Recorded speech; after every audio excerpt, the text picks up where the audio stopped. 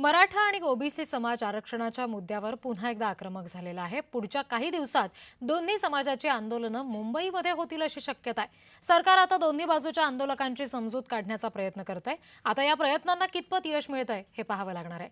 या सगळ्या संदर्भातला आढावा घेणारा एक सविस्तर वृत्तांत बघूयात।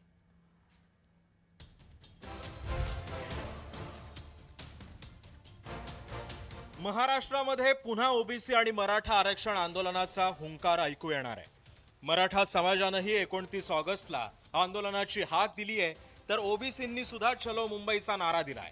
एकाच वेळी दोन आंदोलनाचा रेटा येणार असल्यानं सरकार समोर मोठा पेच निर्माण झालाय।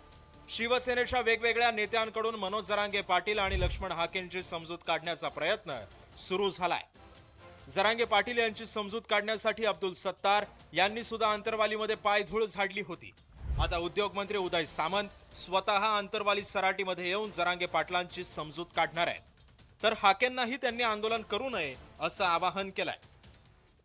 नक्की भेट घेणार आहे मी शिंदे साहेबांची उद्या बोलणार आहे। मी देखील मनोज जरांगे पाटलांची भेट घेणार आहे। लक्ष्मण हाके देखील काहीतरी आंदोलन करतायत हे देखील मला कळलेलं आहे, त्यांना देखील मी भेटेन। शेवटी महाराष्ट्र सरकारमध्ये काम करत असताना दोन समाजामध्ये कुठं जातीय भिंत उभं राहू नये ही जबाबदारी आमच्या सगळ्यांची सांघिक आहे, मंत्र्यांची। त्याच्यामुळे जे प्रयत्न जरांगे पाटलांना समजवण्यासाठी करायचे ते देखील करण्याचा मी प्रयत्न करेन आणि लक्ष्मण हाकेंना देखील समजवण्याचा प्रयत्न करायचा तो पण मी करेन।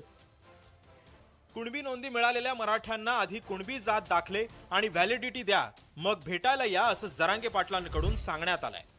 तर मराठा समाजाचं कुणबीकरण करणारा GR रद्द करणार असाल तरच सरकारनं चर्चा करावी असं हाकेंनी ठणकावून सांगितलंय। मंत्री उदय सामंत साहेब, मनोज दादांची समजूत काढायला मनोज दादा काय लहान बाळ नाहीत, आणि तुम्हाला यायचंच असेल आंतरवलीला किंवा मनोज दादांना भेटायला तर 6 कोटी मराठ्याच्या आरक्षणाचा प्रश्न निकाली काढून घेऊन या। हैदराबाद गॅजेटच्या SOP आणि हैदराबाद गॅजेटनुसार कुणबीचे प्रमाणपत्र कसे मिळतील यासाठी या।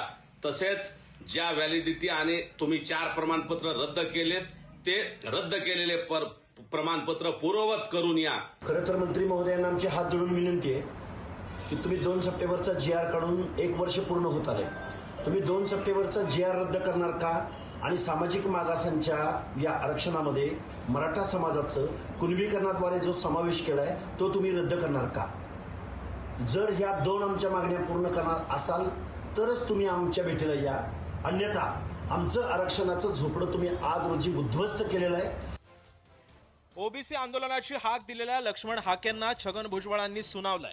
ओबीसी आरक्षण संपलंय असं हाकेंनी म्हणू नये असं भुजबळांनी सुनावलंय। तर मराठा आणि ओबीसींचं आंदोलन होऊच नये अशी सरकारची भावना आहे। आता दोन्ही बाजूच्या आंदोलकांची सरकार कशी समजूत काढणार हे सुद्धा पाहावं लागणार आहे। ब्युरो रिपोर्ट, जय महाराष्ट्र, मुंबई।